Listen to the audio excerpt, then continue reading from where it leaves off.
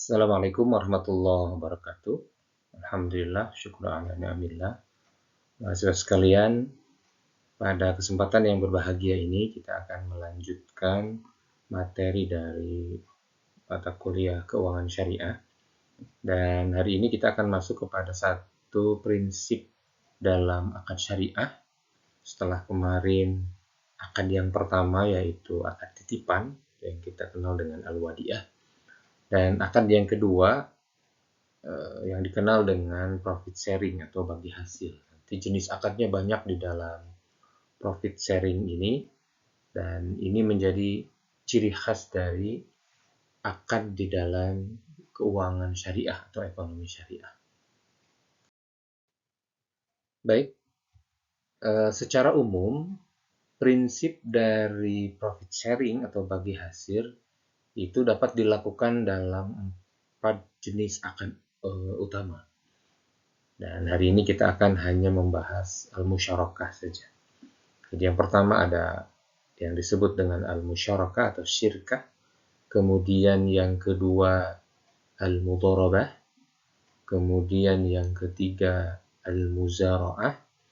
Dan yang keempat adalah al-musaqah. Nanti kita akan membahas dari masing-masing ini. Yang pertama, definisi dari nama akad tersebut. Kemudian landasan hukum atau dasar hukum yang bersumber dari Al-Quran, hadis, bahkan pendapat ulama terkait akad itu. Kemudian pembagian-pembagiannya jika ada. Dan yang terakhir adalah bagaimana pengaplikasiannya di lembaga keuangan, baik di perbankan syariah maupun di lembaga keuangan lainnya. Baik, kita masuk ke dalam definisi atau pengertian dari akad al-musyarakah. Al-musyarakah adalah satu akad kerjasama antara dua pihak atau lebih untuk satu usaha tertentu yang dijalankan, di mana masing-masing dua orang yang bersepakat ini memberikan kontribusi satu dengan yang lainnya, maupun dalam bentuk dana ataupun dalam bentuk amal atau pekerjaan. Dan kesepakatan ini dijalankan dengan ridho, suka sama suka, atau saling kepercayaan bahwa keuntungan dan resiko akan ditanggung bersama sesuai dengan kesepakatan. Jadi prinsip bagi hasil dalam akad al-musyarakah ini namanya juga bagi hasil, karena hasil itu nanti ada yang menguntungkan dan hasilnya ada yang tidak menguntungkan. Maka di dalam akad syariah itu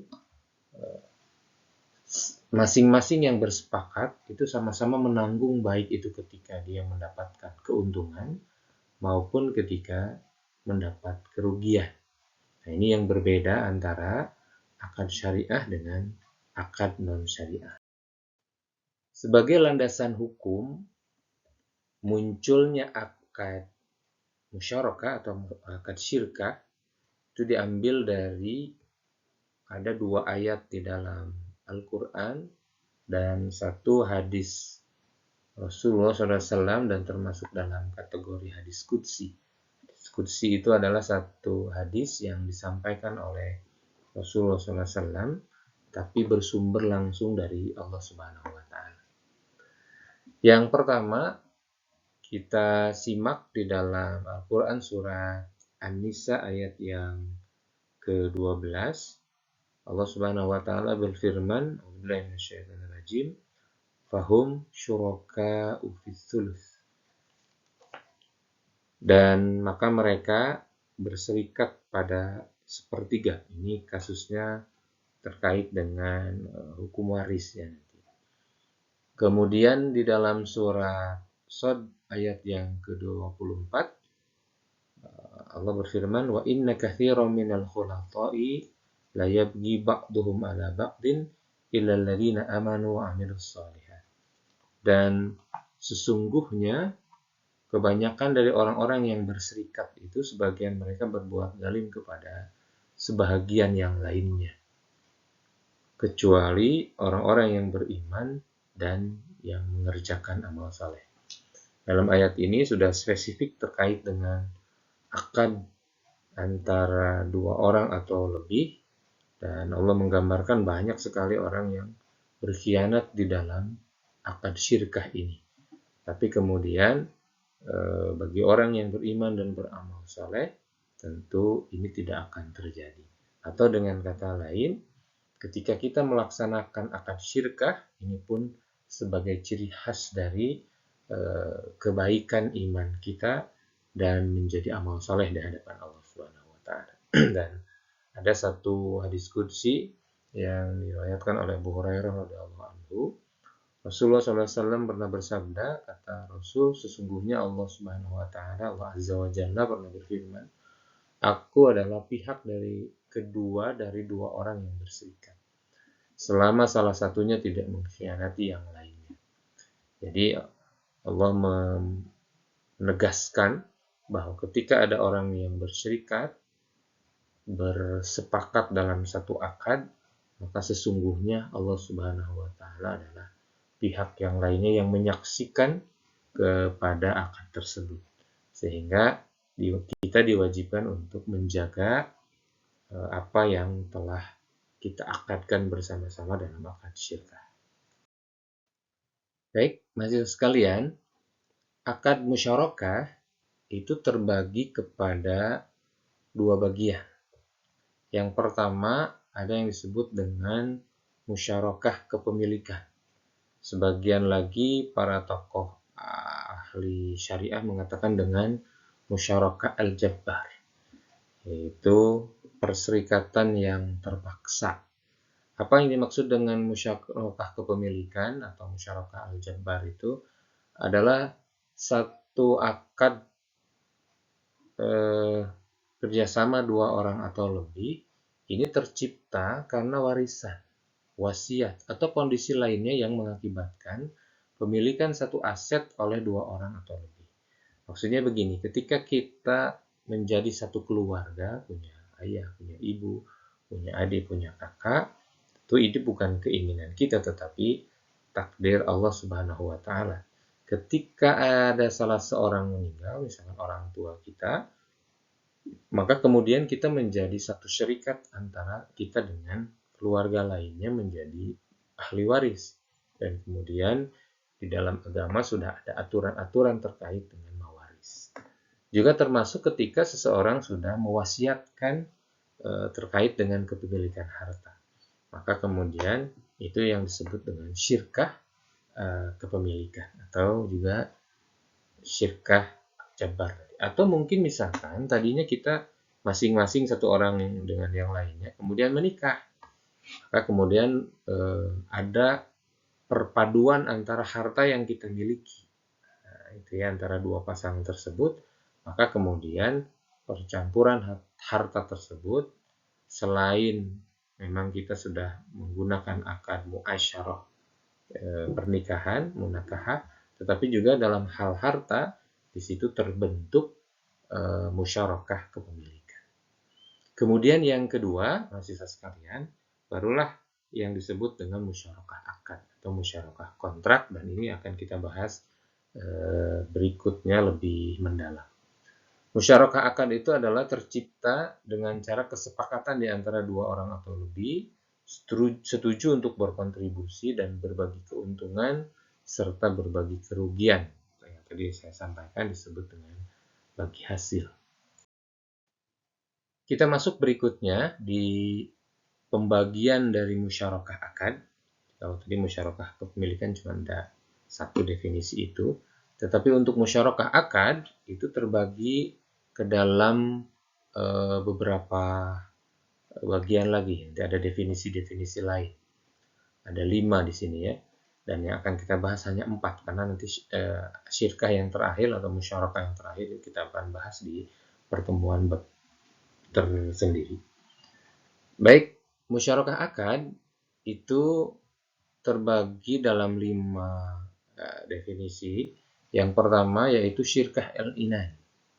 Syirkah al-inan ini adalah kerjasama dua orang atau lebih, di mana porsi partisipasi dana dan kerja tidak sama, berbeda, sehingga bagi hasil yang didapatkannya pun berbeda. Misalkan begini, ada dua orang yang bersepakat untuk bekerja sama.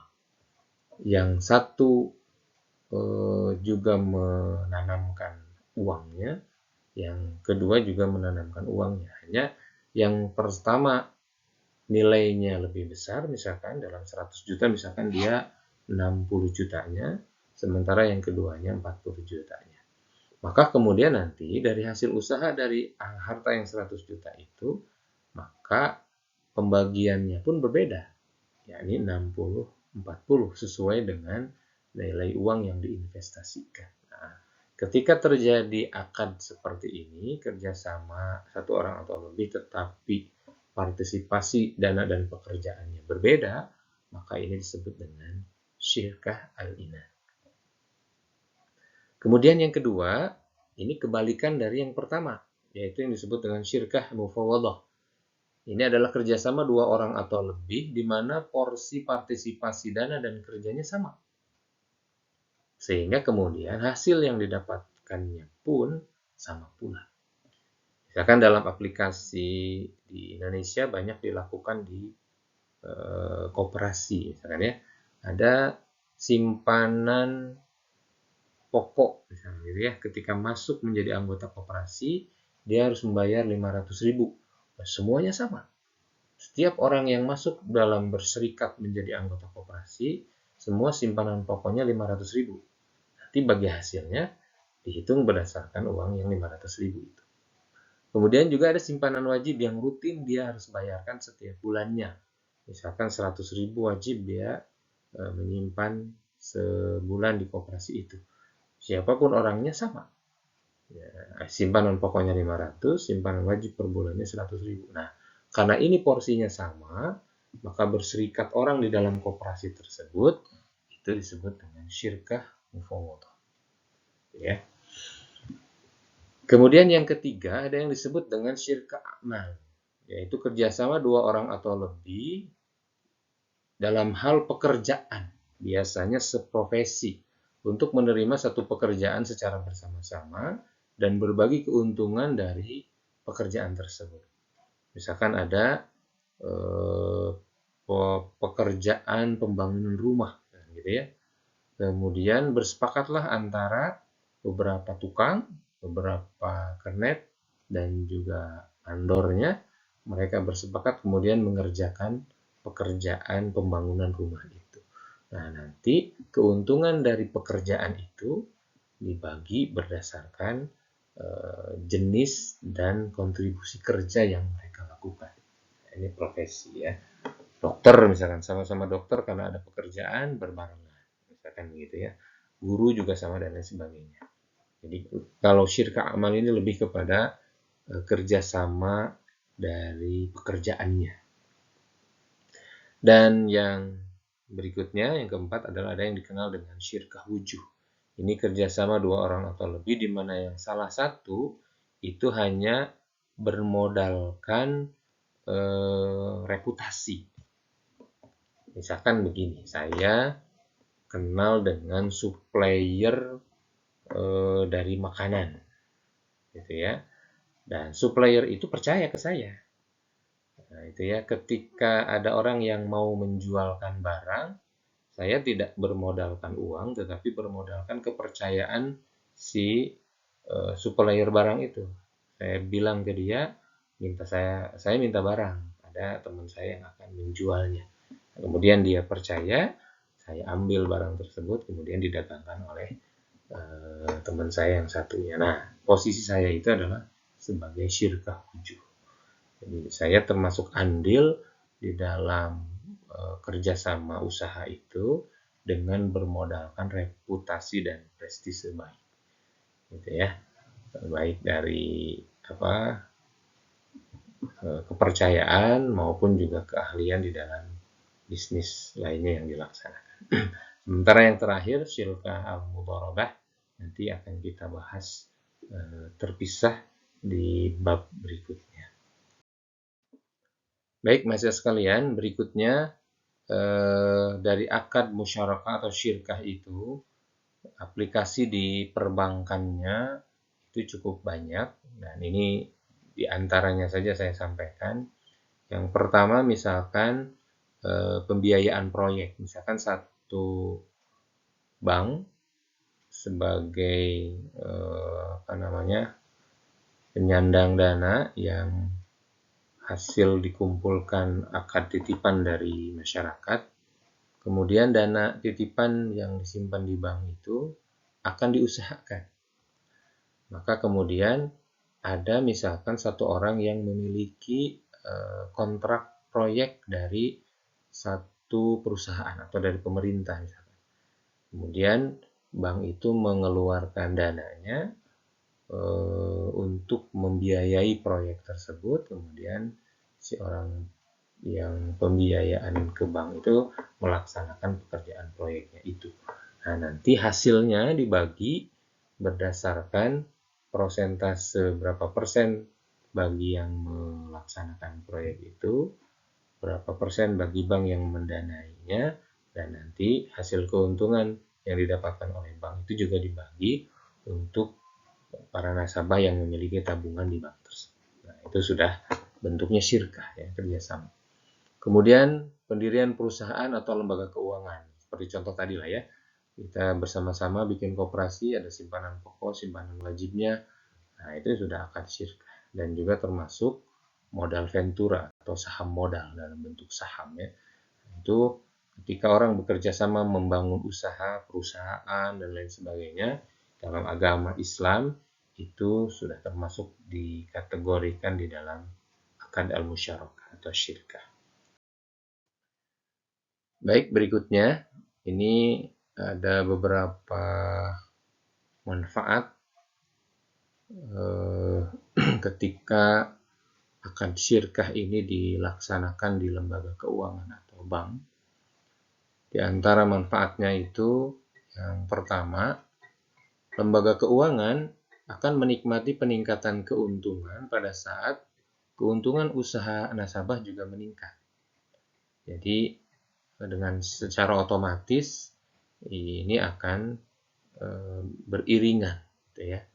Kemudian yang kedua, bank tidak berkewajiban membayar dalam jumlah tertentu kepada nasabah secara tetap, tetapi berdasarkan keuntungan. Jadi beda dari sistem bunga dan sistem bagi hasil itu, ketika usahanya untung dari nasabah, bank tidak ikut menikmati karena sudah flat, itu kalau yang konvensional. Tapi kalau yang syariah ikut untung juga. Ketika ada kerugian, sama-sama menanggungnya. Tetapi kemudian kalau di bank konvensional dia tetap ada kewajiban untuk memberikan bagi hasil atau memberikan bunga kepada nasabah yang menabung. Tapi kalau di bank syariah dengan sistem syirkah, tidak ada, gitu ya, tidak berkewajiban. Kemudian yang ketiga, pengembalian pokok pembiayaan disesuaikan dengan cash flow atau arus kas usaha nasabah.